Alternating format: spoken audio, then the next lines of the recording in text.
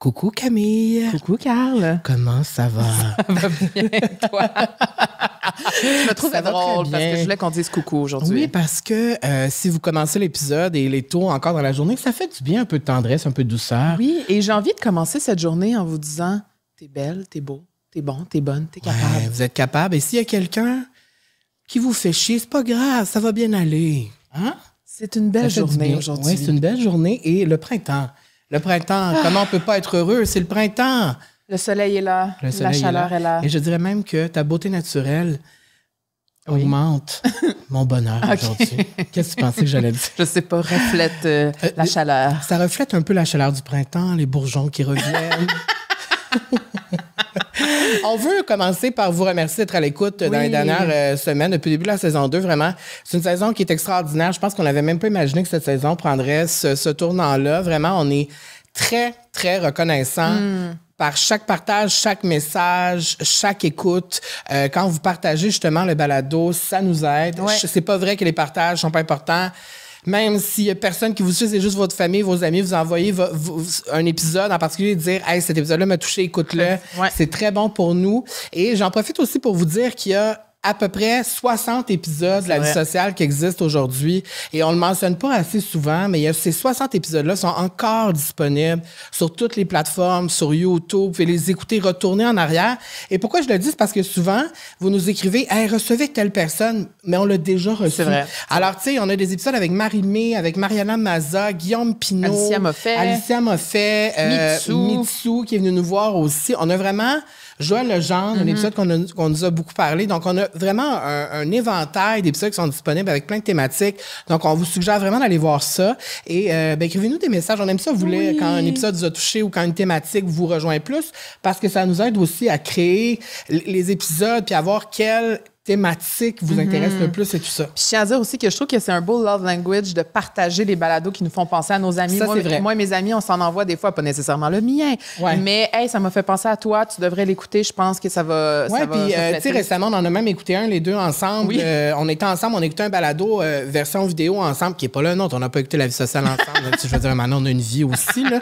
Mais on écoutait un balado qui était super pertinent, puis souvent, je me retournais vers Camille, je disais, mon Dieu, on dirait un pep talk pour moi. C'était quelque chose qui me rejoignait beaucoup. Ça crée des conversations. Alors, souvent, quand on envoie une discussion qui nous touche à un ami parce qu'on sait que cette personne-là vit quelque chose ou que ça peut toucher cette personne-là d'une certaine façon, parfois, ça peut faire vraiment son bout de chemin puis aider les gens. Puis je pense que la vie sociale, c'est ça aussi, c'est qu'on veut aider les gens avec les témoignages qu'on a ici puis les personnalités qui viennent se livrer ici à nous. Puis parce que nous, ça nous aide. Totalement. Nous, ça nous fait réfléchir. C'est comme une petite thérapie. C'est comme une petite thérapie, tu sais, parce qu'à un moment donné, Camille est tannée de m'entendre chialer. Oui, donc, puis toi aussi, t'es tannée de m'entendre chialer. Ouais.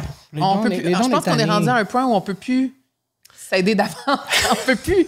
Je pense qu'on a tous utilisé nos ressources l'un et l'autre. Alors voilà pourquoi aujourd'hui, nous avons un invité extraordinaire. Si vous avez déjà vu son nom, vous l'adorez, on l'adore. Mais juste avant... Non, mais c'est important de faire du blabla comme ça des fois. Oui, ça m'a fait du bien. L'épisode est présenté par Matelas Bonheur, vous les connaissez. Et on voulait savoir aujourd'hui, êtes-vous familier avec les bases ajustables? Cette base motorisée installée sous le matelas offre la possibilité de personnaliser la position du lit en fonction des préférences individuelles. C'est incroyable. Donc, ça permet d'élever la tête pour faciliter le travail sur l'ordinateur, la lecture ou l'allaitement. Il y a également la position zéro gravité qui favorise une meilleure circulation sanguine et soulage la pression sur certaines zones du corps. Et ce produit rencontre vraiment un vaste succès pour tous les âges. Et moi, je dois dire, pour avoir travaillé longtemps sur l'ordi. Tu sais, j'ai beaucoup travaillé sur l'ordi. Mais je pense que c'est quelque chose de notre génération. On travaille beaucoup sur nos ordis, sur nos ordinateurs portables. Et j'ai été souvent dans mon lit à travailler. Mais la tête égale, tu sais, comme vraiment en mauvaise position, puis genre, ça me donne des torticolis et je n'aime pas ça. Alors, je trouve que c'est absolument incroyable. Oui, et évidemment, Matelas Bonheur vous offre un rabais exceptionnel avec le code promo La Vie Sociale. Donc, vous avez 5 de rabais sur tous les produits en solde et 10 de rabais sur les produits à prix régulier. Donc, et ça fait changement sur une facture. Et j'en profite pour vous dire d'aller visiter les réseaux sociaux de Matelas Bonheur sur Instagram. Il y a sur TikTok aussi. Oui. Ils sont actifs sur TikTok, ils font des TikTok assez drôles. Et je vous invite à aller voir ce qu'ils font parce que non seulement il y a plein de belles images de Camille sur ce compte-là, mais aussi l'équipe de Matelas Bonheur accorde vraiment l'importance sur les réseaux sociaux qui c'est vraiment cool. Du sommeil, sur l'éducation du sommeil. Puis c'est le fun des fois de suivre des comptes comme ça pour apprendre justement. Puis le sommeil, vous savez, ça me fascine. Pour moi, le sommeil, c'est un art. Alors, voilà. Ben oui, c'est un art que j'aimerais... Maîtriser. Malheureusement, je ne le maîtrise pas très bien, mais grâce à Matelas Bonheur, un peu plus. Un peu plus. Parce qu'on dort en Matelas Bonheur 100% et nous sommes 100% fabulous, on va se le dire. Regardez-là. Regardez-moi. Bon épisode. Bon épisode. OK, j'arrête de parler. Bye-bye. Bon épisode.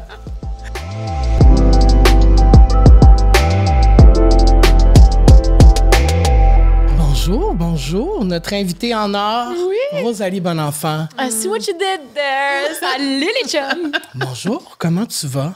Ça va bien. Je suis vraiment contente de vous voir. Puis je vais faire comme si j'avais pas des petits spots de sueur parce que j'ai eu de la misère à trouver du parking. Puis ça m'a stressée. Mais je te l'ai dit, ça me dérange pas. Tu pourrais faire plein de choses, ça me dérangerait pas, Rosalie. Je t'aime tellement. Ben là, faut pas être trop permissif. C'est vrai qu'on s'aime. On se connaît depuis quand même un petit bout. Ouais.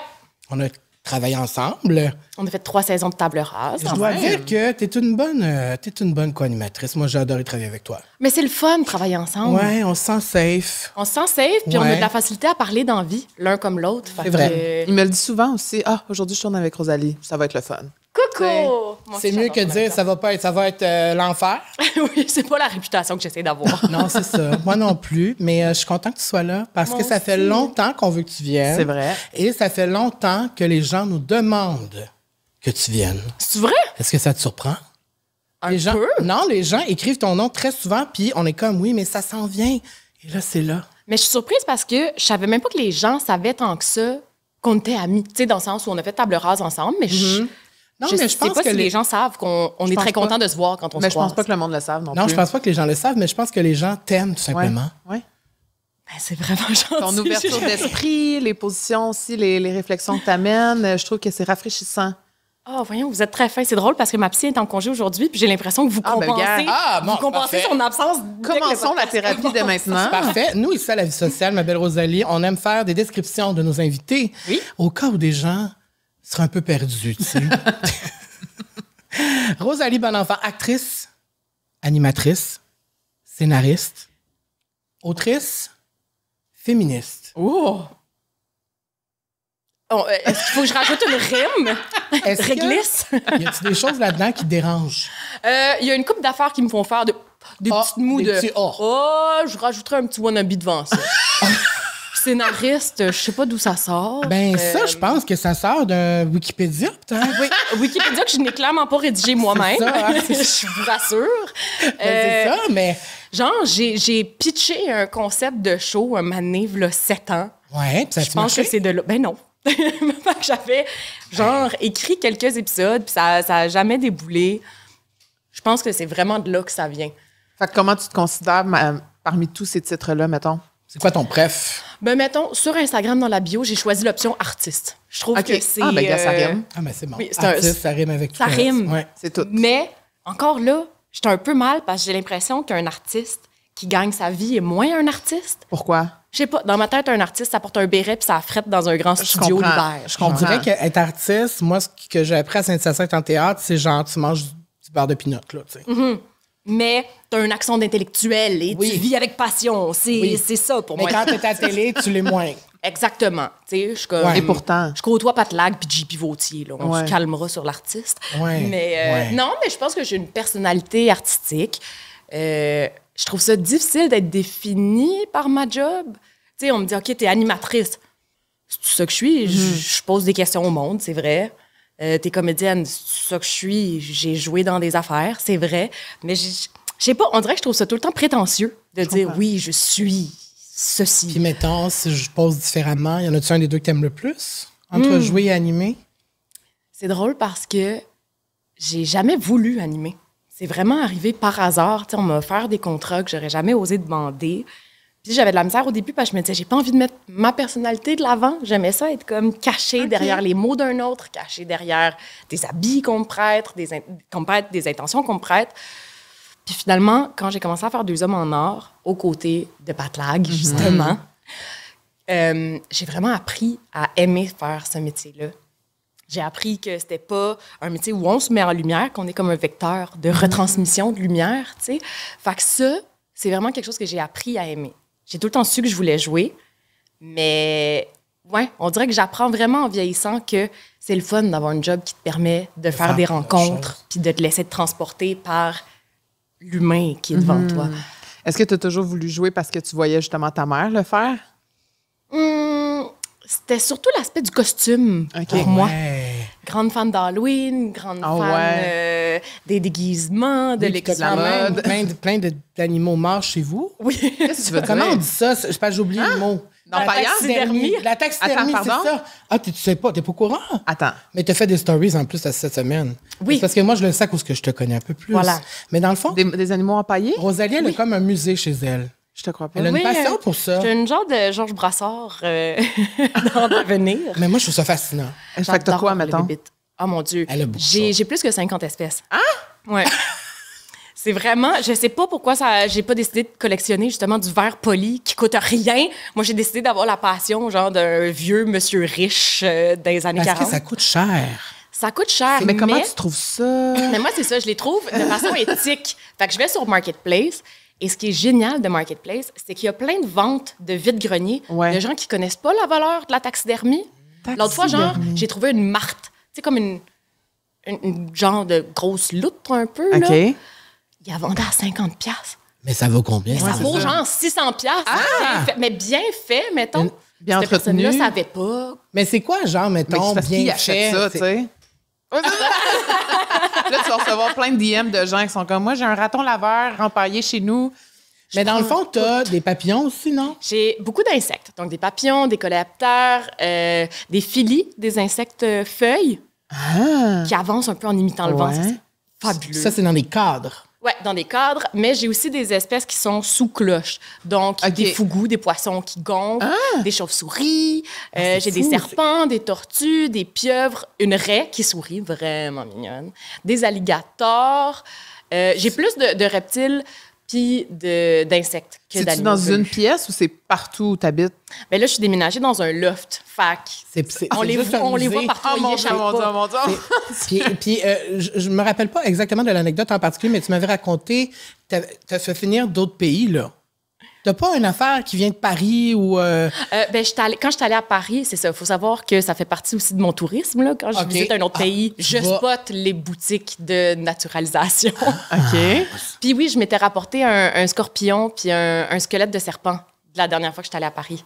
Wow! Mais je suis fascinée. Mais il faudrait que je les mette, faudrait que je les confine comme toutes dans un coin parce que j'ai des amis qui veulent pas venir chez moi. À cause de ça? À cause de ça. Mais pourquoi? Parce qu'ils ont peur? Oui, ça les rend inconfortables. Jean-Philippe Vautine, notamment, pour ne pas le nommer, qui est comme moi, je veux bien venir prendre un verre, mais j'attends que tu mettes un drap là-dessus. Mais quand tu te réveilles la nuit, c'est peut-être une question niaiseuse, mais toi, quand tu te réveilles la nuit et que tu vois tout ça, ça te fait... T'aimes ça? Mais ça me rassure parce que... Ça te rassure? Moi, j'aurais peur que ça bouge. Tu trouves ça réconfortant? Ben, il y a des gens qui payent le gros prix pour acheter de l'art puis le mettre sur le mur. Pour moi, c'est un peu ça. De la taxidermie, c'est un art, là. C'est pas juste tu swings 2-3 bouts de foin dans les fesses d'un animal mort. Tu sais, faut quand même un grand processus. Puis il y en a, là, des sites de botched up taxidermy, des animaux complètement laids. Ça prend quand même une certaine expertise pour le faire. Fait que moi, je trouve ça rassurant d'avoir ces bestioles-là qu'on peut pas regarder de près très souvent. C'est rare qu'on a un animal ou un insecte qui est statique, qui nous permet de regarder à quel point c'est fascinant que la nature fasse ça. Puis ma mère me disait justement, voyons, il va y avoir plein d'esprits chez vous. Moi, j'étais comme, des esprits de chauve-souris puis de petites tarentules, ça me va. Je trouve ça attendrissant. Ça va peut-être même éloigner les mauvais esprits, là. Ben c'est ça que je me dis. Puis je les arrose de sauge, là, une fois de temps en temps, quand même. T'en as-tu un préféré, mettons, de tout ce que t'as? C'est parce qu'il y en a qui sont vraiment cool à regarder, mais j'ai une petite perruche verte qui est vraiment fabuleuse. Elle, j'y donne des bisous des fois. Oh mon Dieu. Tu la prends... T'enlèves la cloche. Non, mais elle est au mur. Elle est comme dans un cadre, puis elle sort, puis elle a sa petite tête dans... Arrête! Tousse! Je force les gens à la flatter des fois. Touche comme un douce. Ça te fait plaisir quand les gens touchent chez vous? Tu sais, qui embrace... Mais non, mais qui embrace ta collection. Je veux dire, c'est comme quand les gens viennent chez nous puis regardent mes vinyles. ça m'a tellement coûté cher. Je suis comme, oui, touchez-les, prenez-les, écoutez-les. Admirez. Puis c'est ça, faut pas me partir sur la taxidermie parce que moi, ce que j'aime le plus, c'est parler des espèces que j'ai. Puis là, je vais sortir tous les faits que je connais sur chaque espèce. Puis c'est ça, c'est un peu, tu sais, ça a l'air morbide, ça a l'air d'une fille qui tripe ses bébites mortes, mais c'est aussi pour moi une façon de se reconnecter avec la biodiversité et avec la nature et avec la crise climatique. Tu sais, d'aimer les bébites, c'est d'aimer la biodiversité, c'est d'aimer tout ce qu'elle nous apporte, puis c'est de vouloir protéger ces espèces-là de qui on dépend quand même. As-tu toujours aimé les animaux depuis que tu es toute petite? Toujours aimé les bébites. Toujours. Mais tu sais, jamais été dédaigneuse. J'ai jamais eu le comme. Le dédain, ouais. Non, mon père est chasseur-pêcheur. Fait que ça a été assez vite que je mettais des petits verres sur des appâts puis tout. Puis ma passion de taxidermie est vraiment commencée quand j'ai trouvé 3 petits fœtus d'écureuils. Des fœtus d'écureuils? Camping. Ouais, j'étais en camping avec Miro. Puis, je suis choquée de ça. À quoi ça m'attendais ressemble? pas à ça du tout. C'est parce qu'elle savait pas du tout. Non, j'avais aucune idée. Ah, c'est ça. Fait que là, Ouais, tu te dis, c'est qui ça. cette fille-là Non, qu'on a j'adore. Je invitée sais, j'ai vu pardi? tes stories la semaine passée encore, puis j'étais comme, C'est tellement attendu. Mais parce que moi, j'aime ça quand tu montes ça. Je veux qu'on le voit, tu sais. Ben oui. Mais oui, parce qu'on les voit jamais, oui, ben c'est justement. ça. Ben, exactement. J'avais trouvé ces 3 fœtus-là d'écureuils, puis on était en camping d'hiver, fait qu'ils étaient parfaitement préservés. Ils étaient tombés de leur nid. Ils avaient leurs petites moustaches, leurs petites griffes. Bébé mini, là, même pas encore ouvert leurs yeux. Puis, je me rappelle, j'ai demandé à Miro, est-ce que je les rapporte? T'sais? Puis il était comme, voyons, comment tu vas faire ça? Tu vas mettre ça dans un Tupperware? Ouais, tu vas les mettre dans ton congélateur en attendant de trouver comment? Puis j'étais comme, ça doit pas être si compliqué. Je vais les mettre dans le formol, je sais pas. Puis je les ai finalement laissés là et je l'ai sur le cœur depuis ce moment-là. Fait qu'en revenant à la maison, je suis tombée sur, justement, une chauve-souris encadrée sur Marketplace. Puis j'étais comme, c'est ma rédemption. C'est par là que ça commence. Donc, tout a commencé avec la chauve-souris. Ouais. OK. Ben, avec les fœtus Oui, d'écureuils, oui, malheureusement. d'accord. OK, parfait. Puisse-t-il rester en paix? Wow! Ben, je pensais pas qu'on allait parler de ça pour commencer, mais je Fait que, entre animatrice et comédienne, je préfère de loin taxidermiste amateur. taxidermiste. Fait que dans le fond, taxidermiste, c'est pas nécessairement les gens qui embaument. En paille. En paille? Embaumer, c'est les humains. Je pense que oui. Taxidermiste, on peut dire qu'on est taxidermiste, on collectionne ça. Non. Ben, je sais pas. Je parle à travers mon chapeau. Ben, en tout cas, On ira faire nos recherches. Amatrice, je dirais. amatrice. Parce que c'est vrai que je commence maintenant à faire des spécimens humides moi-même, Qu'est-ce que ça veut dire? à les préserver dans l'alcool. Des insectes que je trouve. Mais c'est ça, moi, je commence avec la naturalisation. OK. Les insectes. Donc, mettons que je trouve une libellule décédée, je peux la réhumidifier un petit peu, la placer ses ailes, puis faire un joli cadre. Fait que je commence à en faire un petit peu. D'ailleurs, on a une anecdote à ce sujet. mais mon Dieu, c'est quoi? On était dans un chalet il y a 2 jours et dans un chalet dans la forêt. Puis c'est tout vitré et il y a un oiseau qui est rentré de plein fouet dans la fenêtre et est tombé dans un trou de neige sur le balcon. Donc, moi, en étant le bon cœur que je suis comme, oh mon Dieu, ben là, faut que je m'assure qu'il est correct. Je sors mes bottes, je m'en vais genre sur le balcon. Puis l'oiseau était tombé comme tête dans le trou de neige. Fait qu'il était comme pogné. Je voyais juste ses petites pattes qui essayaient. Puis là, j'étais genre, faut que je le sorte. Fait que j'ai pris mes mitaines, je l'ai pris dans mes mains. Puis là, je voyais qu'il prenait son souffle. Puis il y avait de la misère là, à revoler, tu sais. Puis il a revolé, il est retombé. Puis là, finalement, je l'ai déposé. Mais t'es bonne, tu savais qu'il fallait pas le toucher quand même. Avec les mains? Ouais, c'est ça. Oui, c'est ça. Donc, c'était sûr que j'allais prendre mes mitaines. Puis finalement, ben après quelques minutes, il a repris son souffle et il est parti et il s'est envolé. Et j'ai vraiment sauvé la vie d'un oiseau parce qu'il serait mort, c'est sûr. Mais aussi, tu m'as dit, j'ai une connexion avec l'oiseau. Oui, parce que je l'ai regardé. Et ça, j'ai trouvé ça fort. Il m'a regardé, il a tourné la tête, puis il y avait des petites bulles qui sortaient de son museau, comme s'il il s'était étouffé avec la neige. Oui, c'est ça, Comme parce qu'il était rentré était- tête première dedans. Comme s'il Il a pris un bouillon. Oui, comme si la neige, elle avait fondu, puis il allait comme s'étouffer avec la neige. Fait que ça faisait comme des bulles. Puis là, je l'ai regardé, puis j'étais juste comme, ça va. Et finalement, il est parti. Il est parti de ses propres ailes. Alors, j'étais très contente, puis ça m'a vraiment fait du bien. Donc, je comprends la connexion avec les animaux. Et en tout cas, s'il avait été mort, je te l'aurais peut-être apporté. Mais il est vivant. Mais c'est parce que souvent, on a des connexions avec des animaux qui sont plus gros, tu sais. Ouais. Mais je trouve qu'avoir des connexions avec des animaux encore plus petits, c'est encore plus puissant. Je trouve ça assez spécial. Mais c'est surtout que, tu sais, moindrement que tu as une fascination pour le surnaturel, le paranormal, la vie extraterrestre, Ouais. moi, je trouve cette satisfaction-là en regardant des insectes. C'est vrai. Puis des documentaires d'insectes. Le fait que la nature sache précisément quoi faire, comment se frotter les pattes pour faire le bon son, comment produire la bonne couleur. Moi, ça me fascine que ces créatures-là vivent parmi nous, qu'on les regarde pas plus que ça ou qu'on les ait en dédain, justement parce qu'on les voit pas. C'est un peu comme toute la différence. Ce à quoi on n'est pas souvent exposé, ça nous fait peur, on a des fois du dégoût, on a des appréhensions. Les bébites, c'est pareil. Tu te dis, oh mon Dieu, c'est dégueulasse. Puis une fois que tu la mets dans ta main, là, mettons la petite chenille, tu te dis, OK, c'est quand même quelque chose de fascinant qui existe et tu cherches par où c'est dégueulasse, tu sais, quand tu le regardes. Vrai, parce totalement. que c'est toujours juste un animal comme un autre. J'aime ça. Est-ce que... mon Dieu, c'est trop pas dans nos questions, mais gars, allons-y. La vie extraterrestre, ça te fascine? Pas comme Raël, mettons.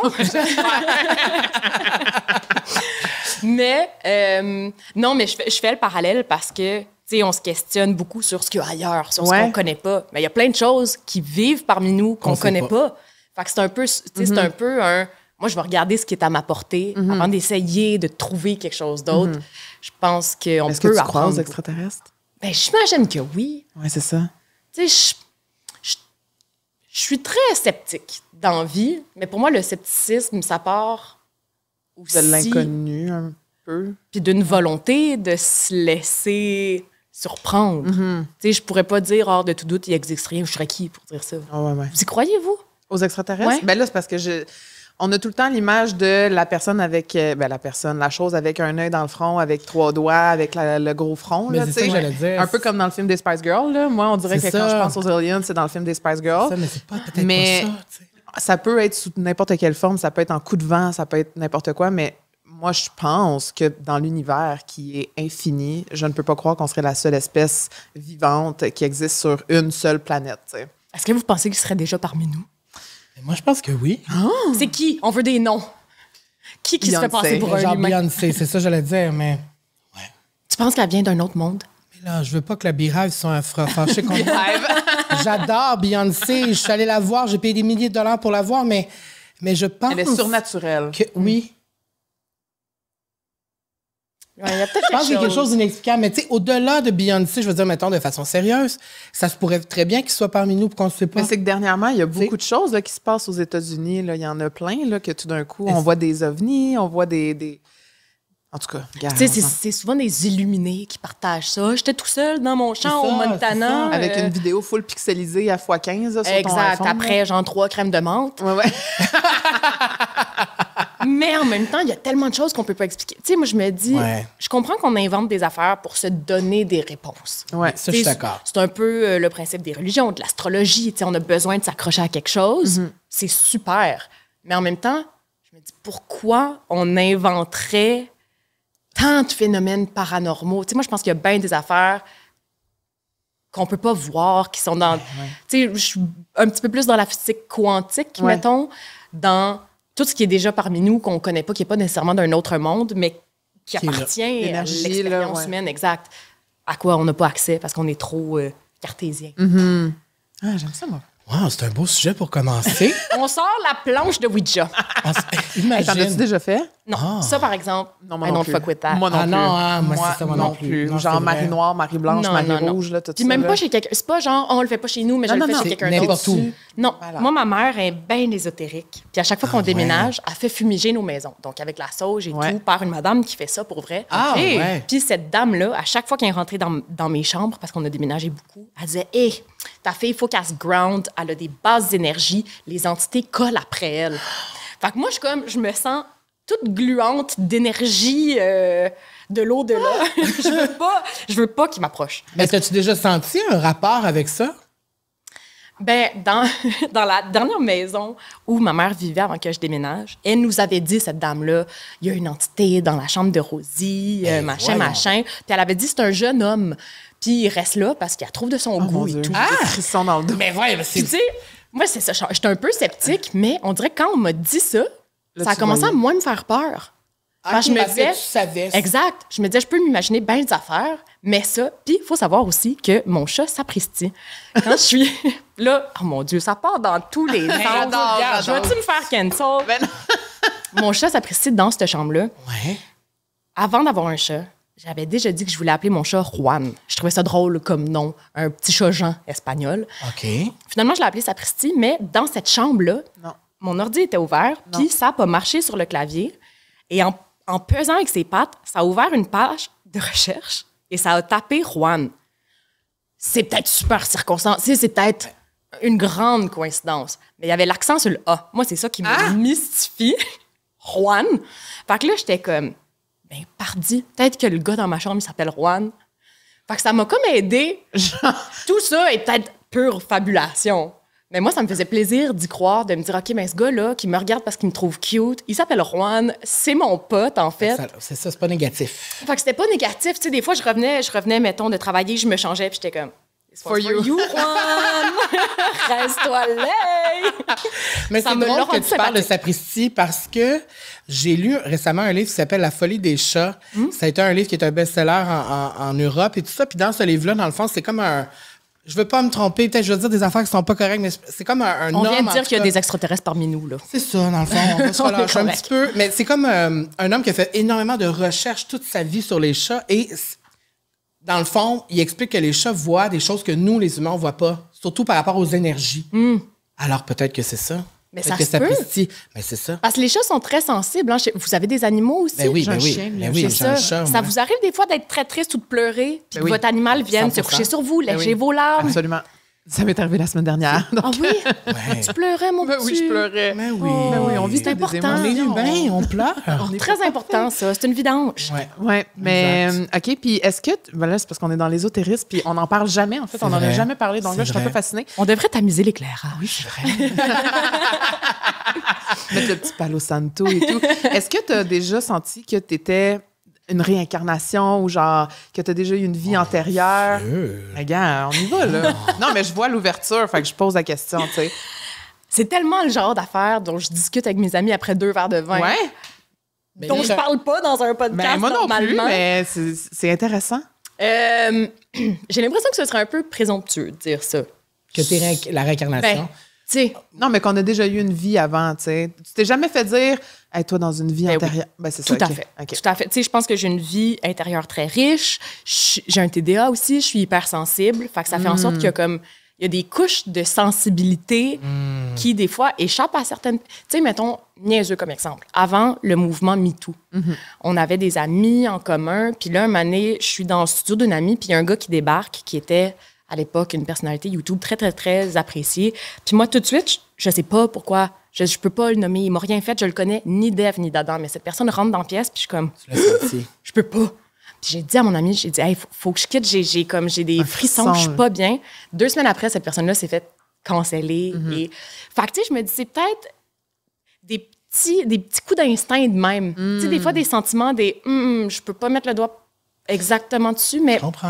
Mais j'ai su, dernièrement, j'ai lu à travers plusieurs articles et tout ça, que des fois, l'intuition, on pense que c'est comme un feeling dans notre cœur, mais c'est souvent le corps qui réagit à quelque chose du passé, soit dans cette vie-ci ou probablement dans une vie antérieure. Fait que peut-être que dans une autre vie, tu as ressenti la même énergie envers quelqu'un qui t'aurait blessé ou quoi que ce soit, puis c'est ça l'intuition, tu sais, c'est comme un mécanisme de défense, tu sais.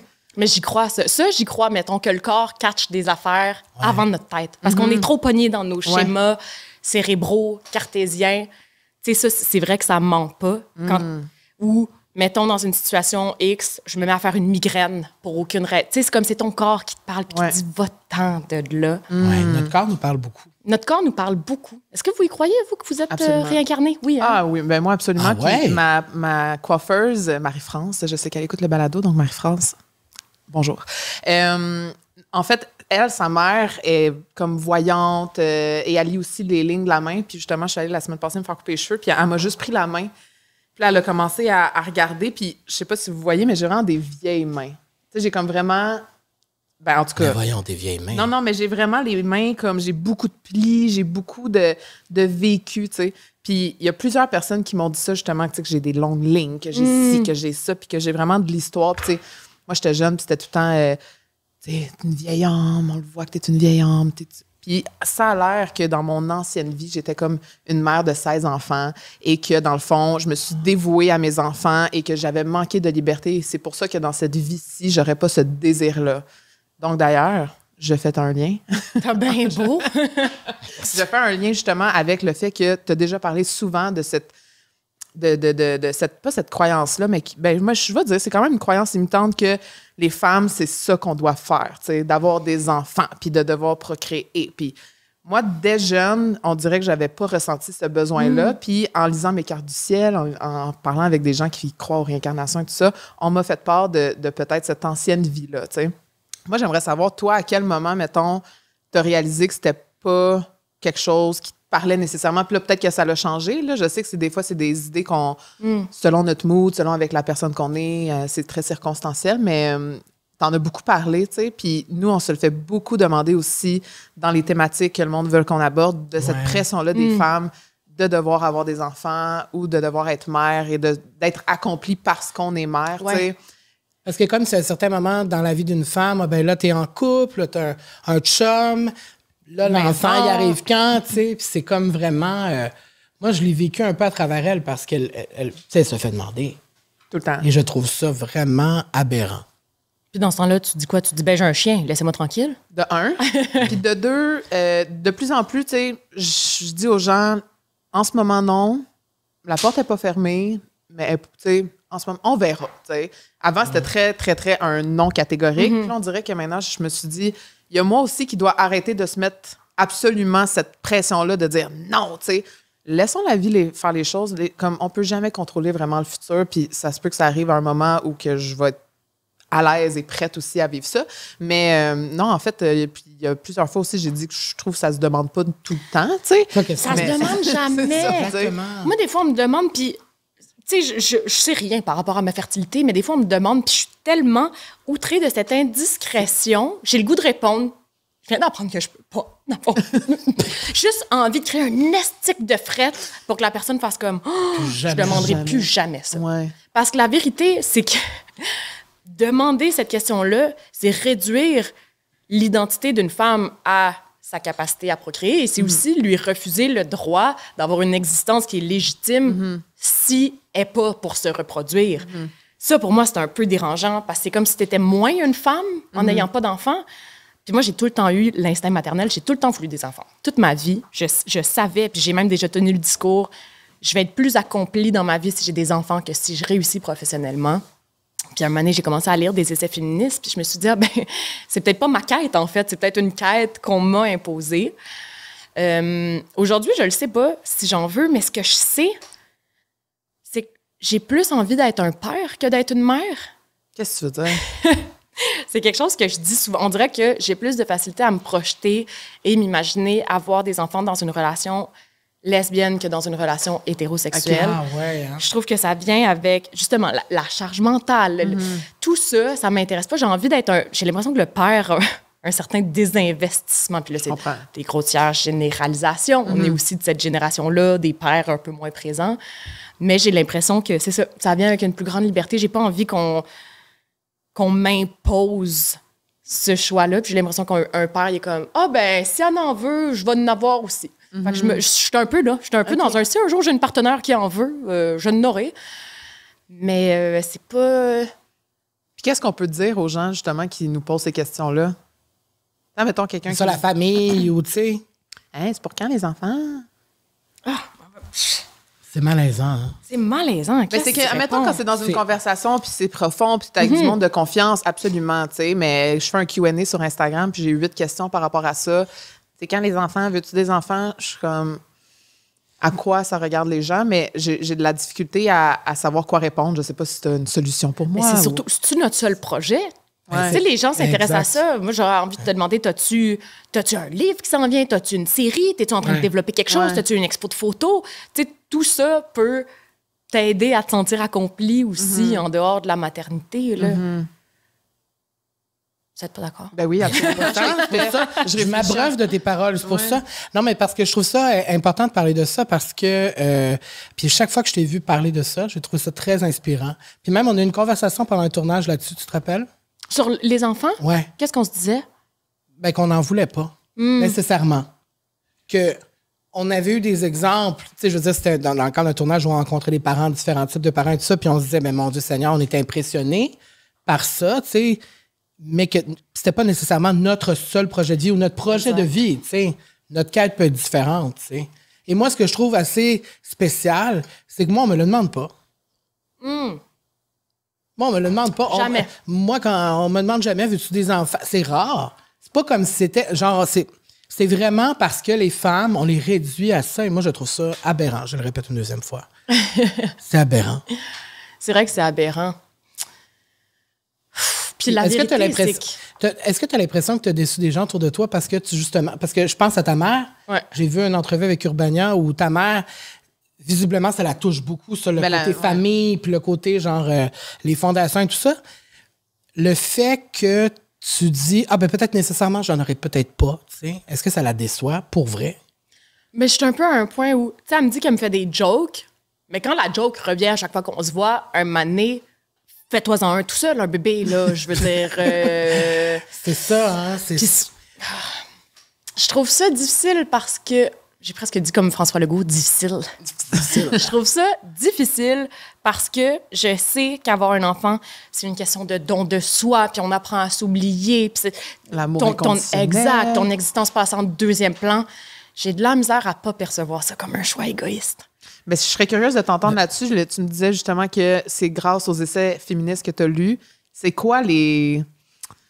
Je sais pas comment, les raisons principales auxquelles les gens veulent des enfants et pourquoi ça t'a fait changer d'idée, tu sais? En fait, c'est que j'ai appris à reconnaître ma nature de femme pour ce qu'elle est. Okay. J'ai appris à commencer à me percevoir comme une humaine à part entière et pas juste dans mon rôle de... Tu sais, les filles, on est socialisées pour plaire, on est socialisées pour être douce, pour répondre aux attentes, pour être complaisante. Puis à un moment donné, une fois que tu te débarrasses de ça, il y a plein de trucs qu'on tient pour acquis que tu réalises que tu n'as plus besoin non plus, tu sais.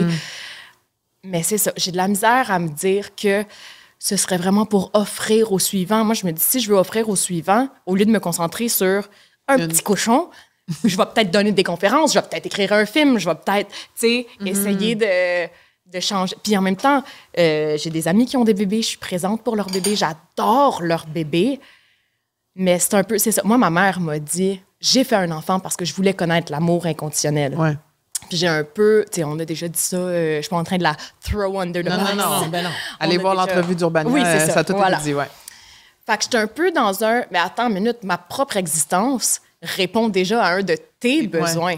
Moi, j'existe parce que tu voulais un enfant et tu m'as dit, j'aurais dessiné une fille, la fille de mes rêves, la fille parfaite, ça aurait été exactement toi. Fait que ça vient avec une espèce de, OK, est-ce que je m'appartiens? Tu sais, fait qu'il y a un peu plus tu mets de la pression pour avoir des enfants, plus je vais boquer, puis je vais vouloir avoir mon existence qui est propre. Parce que t'as-tu eu une fille pour qu'elle te fasse une autre fille? Une autre fille, tu sais. Puis elle me l'a déjà dit, quand tu vas avoir un enfant, je vais l'aimer encore plus que toi. Puis je suis comme, super. C'est super. Mais pour l'instant, moi, je suis là. Est-ce que je peux être suffisante? Puis tu sais, je sais que ma mère est fière de moi, puis qu'elle ne me mettrait pas de pression réellement.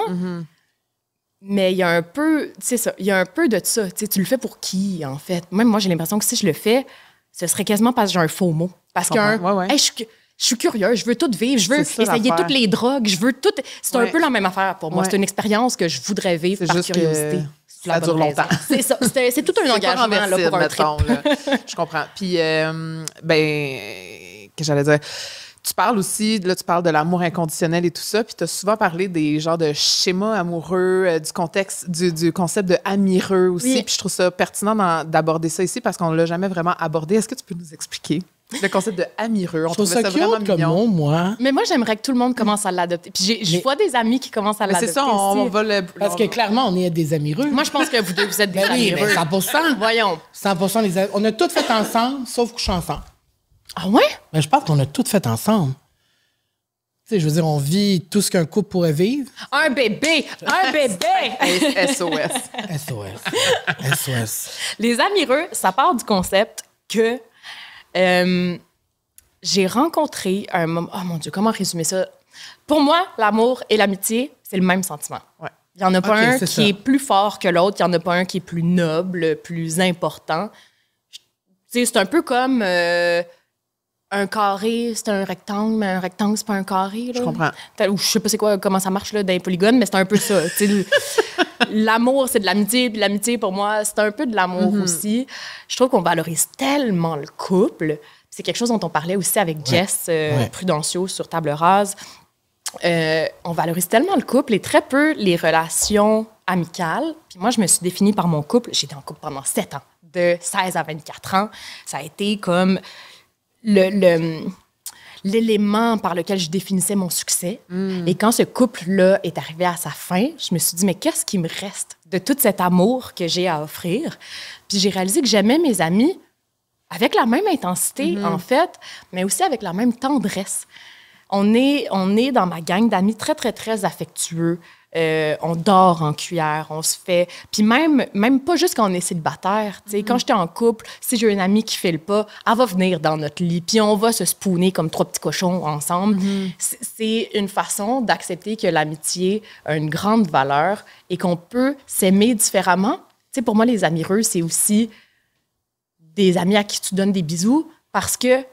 Pas pour exciter les autres, juste parce que l'amour est trop... Tu sais, c'est un peu ça que j'ai catché. Moi, j'étais un peu comme un vieil animateur de quiz des années 80. Je donne des becs sur la bouche à mes amis.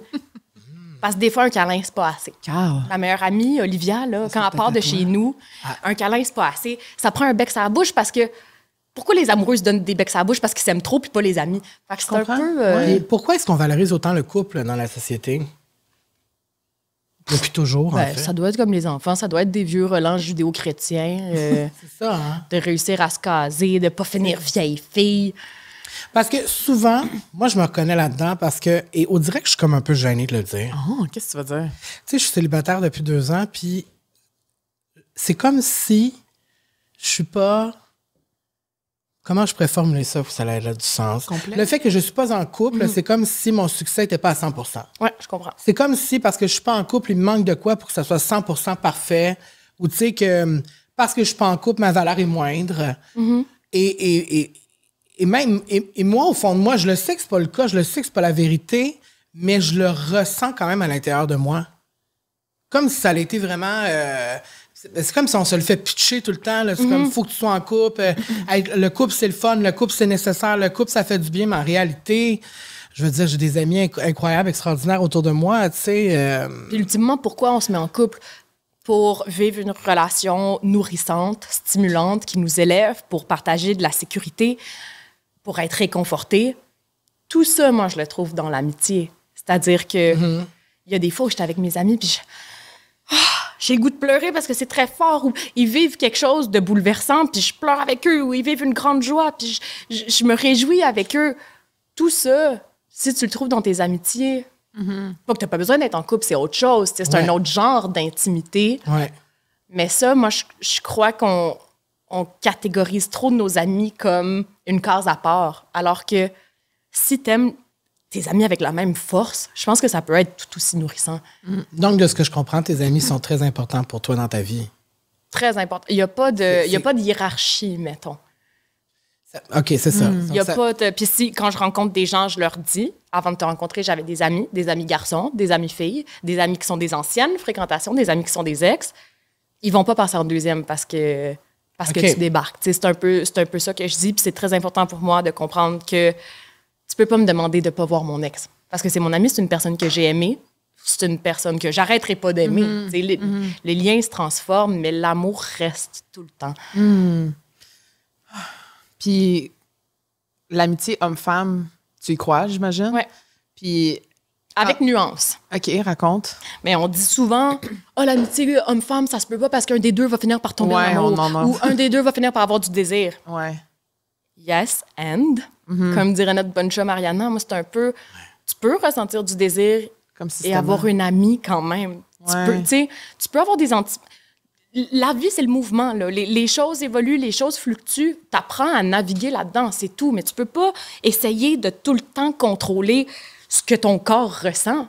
Si tu as du désir, si tu as de l'amour, t'en parles, puis tu navigues à travers ça, puis c'est bien correct. C'est vrai que c'est comme si on le voyait mal.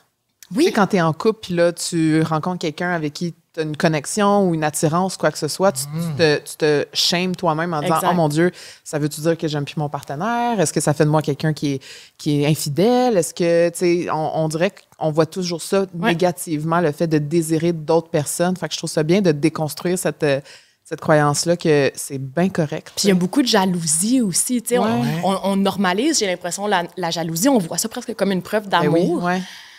Moi, je pense que dans nos modèles amoureux, justement, qui sont un peu non traditionnels, on apprend à ressentir la jalousie, à pas l'écarter du revers de la main, à pas juger ce sentiment-là, à pas assumer que c'est un moins bon sentiment. On apprend à se dire, mettons, situation. Mes amis Cédric et Tournesol sont en couple. Si Tournesol me voit sur une date avec Cédric, mon meilleur ami, on est au resto, on s'amuse, blablabla, elle nous voit ensemble, ça se peut qu'elle se dise « Ah, j'ai un petit pincement parce que j'aurais aimé ça être là, mais je peux pas être là ce soir. » Elle va reconnaître son sentiment, le nommer, l'accepter, puis elle va pas cracher son fiel sur qui que ce soit. C'est une façon de dire « C'est normal, c'est confrontant, mais ultimement, on partage de l'amour. » Qu'est-ce qu'il y a de si grave que ça? Si je vois quelqu'un que je date passer une très bonne soirée avec mon ami, lui parler, rire, la toucher dans le dos, je me dirais pas, mon Dieu, il m'aime plus. Je me dis, il voit exactement ce que je vois chez cette personne-là. Est-ce que ça veut dire que tu ressens aucune jalousie jamais? Non, j'en ressens. T'en ressens. Mais tu l'acceptes. Tu la mentionnes. Puis... Exact. Je pense pas que c'est un sentiment. Tu sais, on juge la jalousie comme si on devrait pas ressentir ça. Pourquoi? Si le sentiment se présente chez toi, est-ce que tu peux juste l'accueillir sans jugement? Ça veut dire que c'est normal, là, si tu le ressens. Puis une fois que tu le dis, c'est souvent beaucoup plus facile de dire « Ah, OK, ça me confronte un petit peu, je trouve ça challenge. OK, mettons, ton chum s'en va souper avec son ex. OK, je trouve ça difficile, ça me fait peur. Tu peux nommer tes peurs. Après, c'est pas une raison pour l'empêcher d'y aller. Tu peux aussi te demander qu'est-ce que ça fait naître chez toi comme sentiment, pourquoi c'est inconfortable, d'où ça vient, qui t'a socialisé à penser que c'était dangereux pour toi. Puis une fois que tu rationalises tout ça, c'est plus facile, je trouve, de laisser passer le sentiment puis de se dire « OK, je suis pas une mauvaise personne de ressentir ça, c'est normal. Et je suis aussi capable de m'en extirper quand le temps vient. 3-4 bonnes respirations, une douche froide d'habitude. Tu te sens mieux après ça. Tu as dit justement dans une entrevue, je m'intéresse beaucoup au modèle amoureux alternatif. Je ne crois pas que ce soit une option relationnelle qui vaille moins qu'une autre. C'est ça que tu disais. Le taux d'échec des couples monogames est assez élevé, alors je trouve intéressant l'exercice d'apprendre à communiquer différemment, à s'aimer en restant libre et d'essayer de se développer le muscle de la compersion alors qu'on est socialisé à vivre nos relations de façon territoriale et possessive. Et là, on a dû googler le mot compersion. Oui, on l'avoue. On a fait, OK, nouveau mot. Moi, j'adore trouver des nouveaux mots, apprendre des nouveaux mots tout le temps. Et tu m'en as pris un. Compersion. Qu'est-ce que vous en comprenez? Qui est le contraire de jalousie. Un peu. Qui est d'aimer le fait de voir les gens que t'aimes aimer d'autres personnes un peu. Ben, c'est de ressentir de la joie réelle. C'est là le challenge. Mais c'est tough, ça, Rosalie. C'est pas juste faire comme « Ah non, c'est beau, genre j'accepte ». C'est de faire réellement comme « OK, je suis contente pour cette personne-là qu'elle puisse vivre cette expérience-là humaine ». C'est vraiment challengeant. Vraiment, vraiment. Moi, j'ai envie de t'entendre justement sur ton opinion par rapport aux relations monogames qu'on connaît traditionnelles. Ben, c'est ça. Ben, c'est pas quelque chose que je juge. Moi, j'ai été en relation monogame moi-même pendant 7 ans. Mais ultimement, j'en reviens à l'amitié. Je trouve que c'est de mettre beaucoup de pression sur un partenaire, de combler tous tes besoins. Pourquoi, mettons, tu as 20 amis qui comblent plein de besoins chez toi, mais ton ou ta partenaire devrait te satisfaire entièrement? Pour moi, c'est beaucoup de pression.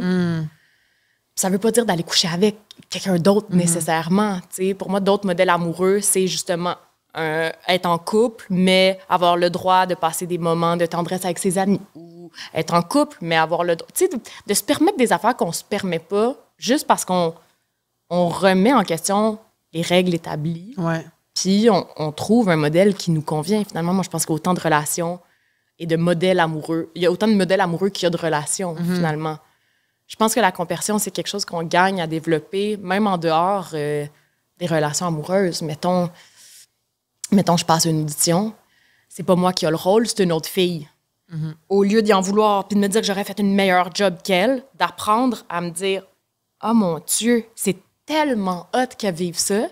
Elle va le faire, elle va être bonne, elle va triper. » Pour moi, en tout cas, c'est une façon de vivre ma vie qui m'apporte beaucoup de quiétude. Parce que je me dis, c'est beaucoup d'énergie que je pourrais passer à avoir du ressentiment, puis avoir les petites mains moites en regardant les autres. Puis même si c'est un peu mécanique au début, de dire, j'aurais vraiment aimé ça, l'avoir le rôle. C'est correct aussi, tu sais. C'est correct aussi. Mais d'arriver à trouver de la joie pour l'autre, ça fait très, très catholique, là. Non, mais c'est libérateur. C'est vraiment apaisant. D'y arriver pour vrai. C'est full émouvant parce qu'ultimement, si tu as de la joie pour l'autre, c'est de la joie que tu aurais eu pour toi de toute façon. Ouais. Fait que si tu es capable d'avoir de la joie pour l'autre, ultimement, c'est toi qui choisis de t'accorder le droit d'être joyeux malgré tout. C'est tough. C'est quelque chose que tu fais pour toi. Vraiment. Comment on peut faire pour travailler ça? Je pense qu'il faut se confronter à des situations difficiles et, comme on dit en français, check your ego at the door. Juste mettre son ego de côté, se confronter à ces situations-là et être tellement humble et doux avec soi. Je pense que de pas... Tu sais, à la base, on juge beaucoup nos émotions. Je sais pas si c'est quelque chose que vous faites. Ah, oui, mais moi, de quand plus en plus, je les accueille. Oui. Ouais. Tu sais, de pas se dire être heureux, ça vaut mieux qu'être triste. Absolument Tout pas. ça coexiste. Oui, Absolument. oui. Sans l'ombre, on ne voit pas de lumière. Et voilà. Est-ce que vous vous laissez aller dans ces zones? Ah, 100%. Et moi, je dis souvent que je trouve ma vie un peu plate quand je suis jamais triste. Tu sais? Parce qu'on dirait que comme j'ai tellement vécu d'épreuves quand j'étais plus jeune, aujourd'hui, je me sens plus heureux que jamais. Quelle épreuve? Call TV? C'est un peu chien, ça. Mais oui, effectivement, quand t'es en fait partie. Mais, tu sais, au sens où, comme... Je trouve que dans la tristesse, c'est quelque chose qui est assez Transformateur. nourrissant aussi, je dirais. Il y a quelque chose de comme quand on traverse ces émotions... Quand on accueille vraiment la tristesse pour vrai, il y a quelque chose de il y a beaucoup d'apprentissage à faire à travers ça, tu sais. Au lieu de dire, ah ben là, la tristesse est négative, je veux pas la vivre, ou la colère, je peux pas être en colère. Au contraire. Et c'est pour ça que cette année, je dis que je suis unapologetic. Yes! Enfin, ça m'aurait pris 33 ans. Excuse-toi Non, mais pas. c'est juste qu'à un moment donné, s'excuser tout le temps pour plaire à tout le monde, ça gosse. À un moment donné, m'excuser, je suis tannée de m'excuser. Mais la colère, c'est... Tu sais, tu vois, moi, la tristesse, je l'accueille. Ouais. Il n'y a pas de hiérarchie des sentiments. La colère, T'as de j'ai la misère? encore de la misère à me la laisser vivre. On dirait que j'aime mieux pleurer puis être vulnérable. Pourquoi? Pourquoi la J'ai colère? l'impression que je suis moins dérangeante comme ça. J'ai l'impression... J'associe toujours ma colère avec « je suis une mauvaise personne ». Je suis une mauvaise fille. Je suis une fille méchante d'être en colère. Puis tu me corrigeras si je me trompe, mais souvent, les femmes en colère, ça dérange. Ben oui, ça On n'aime pas dérange. ça, les femmes qui sont fâchées. Ça dérange. Puis Et ça me fait chier, moi, qu'on pense ça. Parce que je l'ai dit dans un autre épisode, les femmes que j'aime le plus, c'est les femmes qui sont en colère. ben oui, mais c'est parce que il faut brider nos émotions. Il faut les mettre en laisse, il faut les contrôler. Puis la colère, il y a quelque chose d'un peu farouche là-dedans. Il y a quelque chose de... Tu sais, c'est pas une émotion qui est dressée nécessairement. C'est un peu plus brut, je pense. Ouais, Tu je sais, suis mettons, d'accord. le bonheur. Tu te dis, OK, est-ce que c'est vraiment ça, le bonheur? C'est pas très clair. Je pense que je suis bien. Tu sais, c'est un peu nébuleux, tandis que la colère... Tu le sais. Tu le sais, là. C'est une réaction épidermique. Tu le sais, tu le sens. Puis ça, moi, je trouve ça dur parce que j'ai l'impression que c'est quelque chose de moins propre à offrir. Tu sais, c'est une émotion qui fait des dégâts puis qui crée des malaises. Mais je pense que c'est ça qu'il faut accepter aussi, Ben de oui. se dire, est-ce que j'ai le droit de déranger des fois? 100%. Mais moi, je suis pas encore rendue à être... Mais moi non Moi, plus. je m'excuse beaucoup. Moi Je suis aussi. pas encore... On a Puis beaucoup à apprendre de toi. À Regarde. l'inverse, est-ce que tu accueilles le bonheur d'une bonne façon? C'était une bonne... Ah, je suis tellement contente que tu me demandes ça. Toute ma vie, j'ai été une fille très triste. Je pense qu'on le devine pas parce que je parle fort puis que je bouge avec mes grandes mains, mais vraiment très profondément très, très triste, so-so, emballée à l'idée du projet d'exister, là, en général. Puis j'ai commencé justement une thérapie, j'ai commencé à prendre des antidépresseurs, j'ai switché bien des affaires dans ma vie, puis je pense vraiment que je commence à être heureuse, mais on dirait que j'ai tellement associé ma personnalité longtemps à une fille triste que j'avais peur de comme plus exister en dehors de ça. Puis même ma psy aujourd'hui me demande, au présent, Là, ouais. comment ça va? Ben, je pense que ça va bien. On dirait que j'ai comme tout le temps peur de me mouiller, de me dire, c'est-tu ça? Le jinx aussi. De là. me jinxer. Tu sais, Ouais. c'est-tu ça? On dirait que c'est une émotion que je connais moins. Mais on m'a dit dernièrement, c'est fou parce que j'ai l'impression que ton default setting, ton paramètre de base, c'est d'être heureuse. Je me suis dit, ben là, je dois être parvenue à quelque chose quand même. Puis si je te le demande, même si c'est abstrait quand même, c'est quoi le bonheur pour toi? Comment tu... Tu sais, là, tu l'expérimentes peut-être un peu plus dans ta vie en ce moment. Comment tu le vois, le bonheur, maintenant? Et je te pose la question parce que moi, j'ai de la misère à y répondre aussi. Je pense que je le ressens aussi maintenant dans ma vie. Ah ouais. Enfin. Comment ça se manifeste pour toi, Carl? C'est dans le calme, genre la simplicité de ma vie. Moi, j'aime dire que c'est l'harmonie entre ce que ma tête et mon cœur veut.